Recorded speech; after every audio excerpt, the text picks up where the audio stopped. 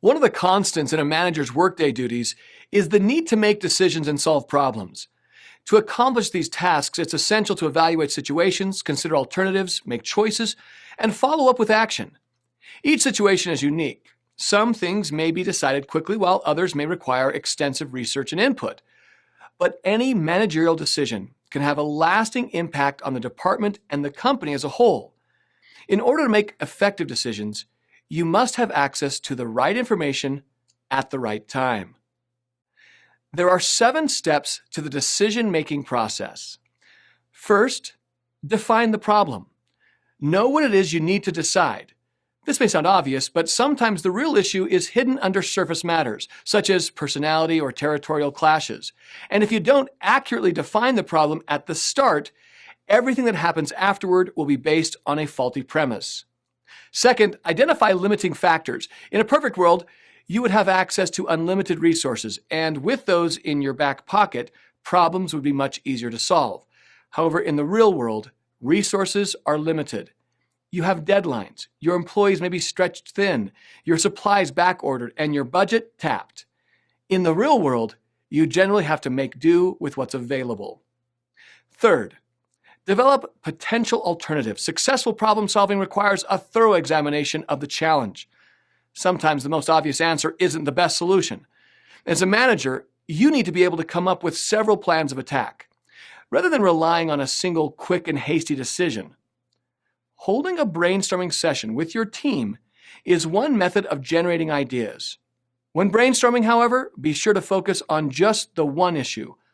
Also, be sure to entertain all suggestions, no matter how silly they may seem at the time, without judgment. There are additional options for gathering input from your team, but ultimately, the method doesn't matter as long as you get different viewpoints and a variety of viable alternatives. Fourth, analyze the alternatives. Each potential solution is bound to have pros and cons, advantages and disadvantages.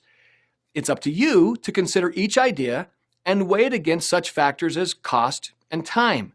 Additionally, for each option, you want to ask 3 questions. First, can it be done? Second, how well does it solve the problem? And third, what are the costs, both financial and non-financial, to the organization? Fifth, select the best alternative. The best alternative produces the most advantages and the fewest serious disadvantages. Sometimes there's a single solution. Other times, the best option is a combination of several alternatives.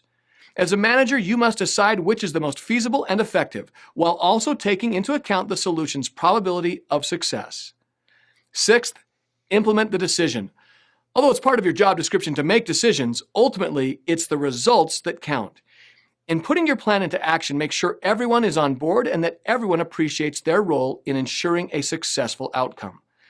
This may mean coming up with programs, procedures, and policies to help employees understand the process. Seventh, establish a control and evaluation system. In order for a manager to evaluate his or her decision, he or she needs to ask questions and determine the decision's effectiveness. This fact-finding mission will help determine how well the decision is being implemented, what the results are, and what adjustments might be necessary. If the plan hasn't resolved the original problem, the manager must determine what went wrong. Was the problem properly identified in the first place? Was the plan implemented properly? Does the plan need more time to work? How you respond to this kind of challenge goes a long way towards showing what kind of manager you're capable of being.